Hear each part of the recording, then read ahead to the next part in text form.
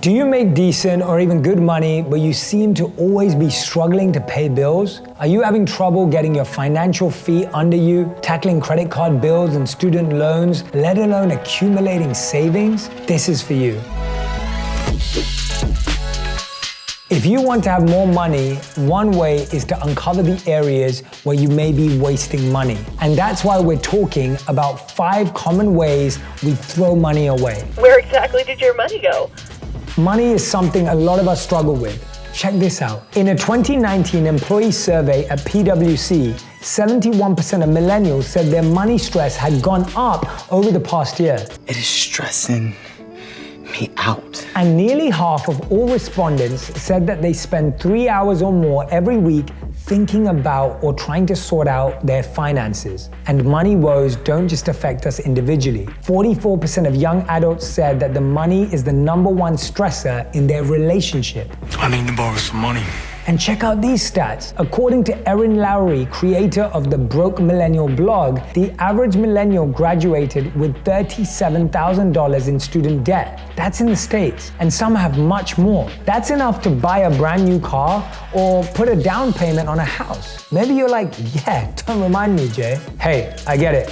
Lots of us come from tough places financially, and you might be there now. Growing up, my family definitely was not what you'd call wealthy. For some of us, the hard times actually helped spur us on to success. Here's one of the stories that's really inspired me. It's of a young man who at 14 was evicted with his mother from their apartment and couldn't afford a place to live. By the time he was 16, he was arrested multiple times. Though he went on to secure a spot to play American football at a top college, in his junior year, he lost his spot and his NFL career opportunities with it. At one point, he found himself with only $7 in his pocket, but he kept working and striving. And today, Dwayne "The Rock" Johnson says that every time he experiences a big moment of success, he reminds himself of those early struggles when his back was up against the wall and the only way to go was forward.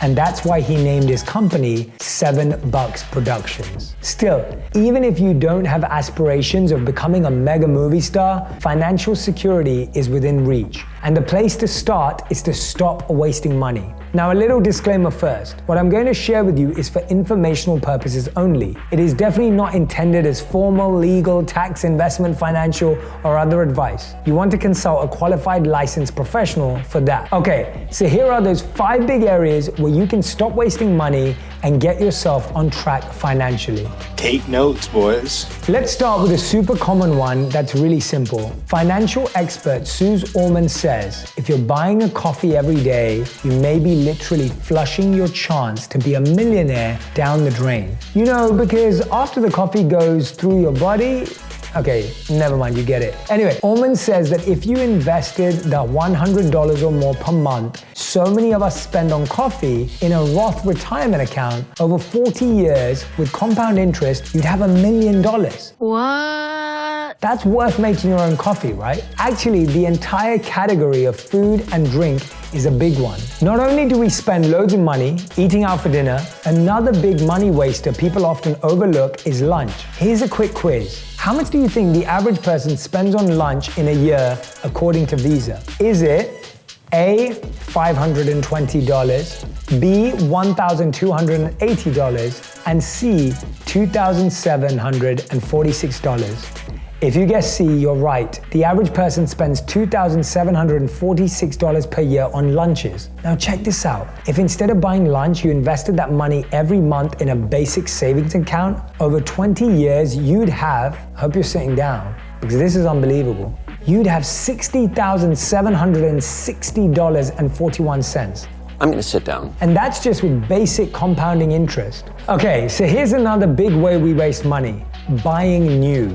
Now here's the thing. I know for lots of us, I'll be honest, myself included, how we look is important. We enjoy fashion, but you can continue to have your unique look and have favorite brands and still spend less money on clothing. Here's a way to do that. I have another friend who's into designer brands, but would never pay designer prices. Her secret is to shop at consignment stores. And now that there are lots of these stores online, there are tons of items to choose from. And you can even shop by your favorite brands. The other month, I complimented my friend on a sweater, and she told me she got it for 65% less than the original price. And it came brand new with the tag still attached. Plus, shopping consignment also benefits the environment because we're recirculating clothes instead of just making more stuff. Beyond clothing, there are loads of things we tend to buy brand new that we really don't need to. For example, if your iPhone breaks, you can actually buy a refurbished one directly from Apple for way less money, and they come with a warranty. And don't get me started on cars. Here's another quiz. When you drive a new car off the lot, it literally immediately loses a certain percentage of its value. What percentage is it? A, 5%, B, 10%, or C, 30%? The answer is B. According to Carfax, the second you drive a new car off the lot, it loses at least 10% in value. Over the first year, it loses about 20% of its value. That means if you spend $30,000 on a brand new car, within a year it's worth only $24,000, and the value just keeps going down. Instead of needing everything brand new, look at what you can buy used or borrow from someone you know. And that's another way we waste money. We buy things immediately. We think of it, we get all excited, we go online and buy it. It's like when the Apple Watch first came out and I went out and bought one. I was so stoked. But no offense to the product, I discovered pretty quickly, just in time to give it back, that I didn't actually need it. I ended up returning it. Take it back. Instead of impulse buying, batch your purchases. If you say, oh, I need to buy that, whatever it may be, and then go to Amazon and buy it, and then later in the day, oh, I wanted to get some of that other thing I love, and then go into Amazon or another store to buy that. What happens? When you get your card statement, it all adds up, and you're like, whoa, how did I spend that much money? I don't remember any of that.